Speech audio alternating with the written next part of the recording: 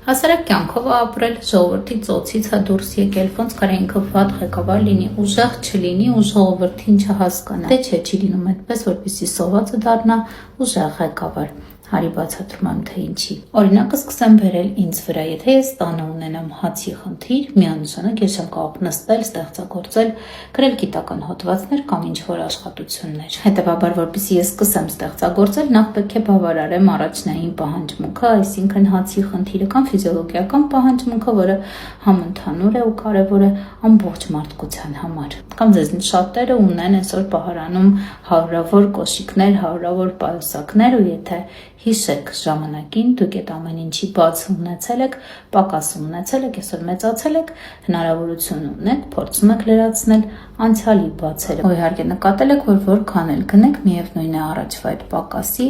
բացի զգացողությունն ու դատարկ տեղը երբեք չեք լրացնի։ Միշտ թվում է, թե քիչ է, միշտ թվում է, որ պակաս է։ Հիմա այս ասածս փորձենք պատկերացնել ավելի լայն, գլոբալ ու մեծ մասշտաբներով, տեղափոխենք դեպի Նիկոլը, վերջ-վերջո հասկանանք, որ ժողովրդի ականջին հաճո արտահայտությունը ժողովրդից է դուրս եկել, ժողովրդի ծնածն է, ժողովրդի կյանքը գիտի հասարակա ապրել, երբեք չի կարող ժողովրդին օգուտներ բերել, թե որովհետև մարդը ինքնին չափազանց եսակենտրոն էակ է։ Հետևաբար իշխանություն, հնարավորություն ստանալու դեպքում նա սկսելու է բավարարել իր առաջնային բաց մնացած պահանջմունքները, իսկ թե դրանք երբ վերջ-վերջո կբավարարվեն, հայտնի չէ։ Իսկ այս բավարարման process-ը կարծում եմ արդեն պատկերացրեցիք, որ կարող է ունենալ նաև